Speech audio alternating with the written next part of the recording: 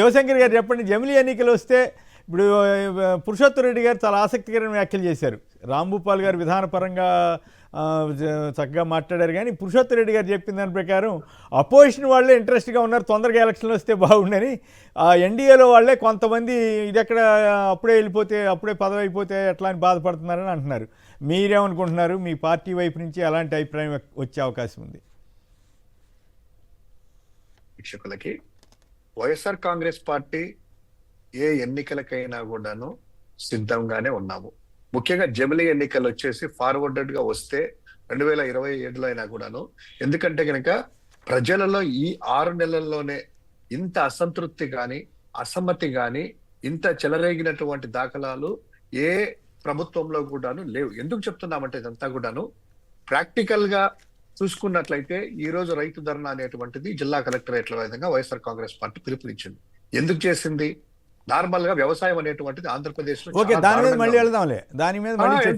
దానికి అంటే ప్రజల్లో ఎలా ఉంది అనడానికి ఒక లిట్మస్ టెస్ట్ అంటారు కదా, లిట్మస్ టెస్ట్ లాగా ఒక్కొక్కటి చెప్తా ఉన్నాను.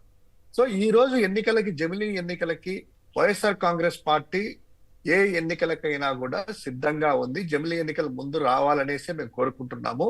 ఇంకొకటి, కాకపోతే పారదర్శకంగా బ్యాలెట్ పేపర్ లో ఎందుకంటే ఈ సంస్కరణలు తీసుకొస్తున్నారు కాబట్టి ఈ సంస్కరణల భాగంగా ఈవీఎంలు కాకుండా, ఎందుకంటే అడ్వాన్స్డ్ టెక్నాలజీతో ఏదైనా చేయవచ్చు, డీప్ టెక్నాలజీతో అంటే ఏఐ మిషన్ లెర్నింగ్ తో ఏదైనా కూడాను ఎన్ని దురాతగాలను పాల్పడవచ్చు ఎలక్ట్రానికల్లీ ఆర్ టెక్నికల్లీ. కాబట్టి బ్యాలెట్ పేపర్ ద్వారా వెళ్ళాలని వైఎస్ఆర్ కాంగ్రెస్ పార్టీ ముందు నుంచి గట్టిగా డిమాండ్ చేస్తా ఉంది. వీటిలో కూడా ఆ సంస్కరణలో భాగంగా ఈ యొక్క అంశాన్ని కూడా పొందుపరచాలనేటువంటిది మేము కోరుకుంటున్నాం.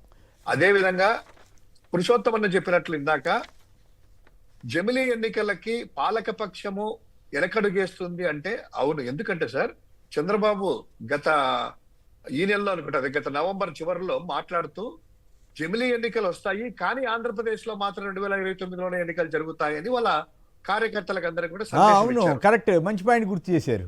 అట్లా జరుగుద్ది. అదే ఆయన ఉద్దేశం ఏంది? 2029లోనే ఎన్నికలు జరగాలి, జమిలీ ఎన్నికలకు వెళ్తే కనుక మనకు మొక్క బోర్ల పడతాము, పరిస్థితులు అలా లేవు.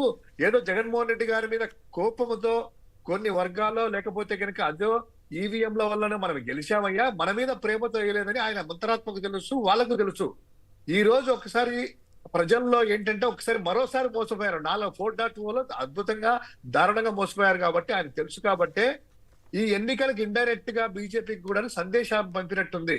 జమిలీ ఎన్నికలకు కాదు, ఒకవేళ జమిలీ ఎన్నికలు జరిగినా 2029లోనే ఎన్నికలు పెట్టండి అయ్యా అనేటువంటిది ఆయన యొక్క మనసులో ఆలోచన.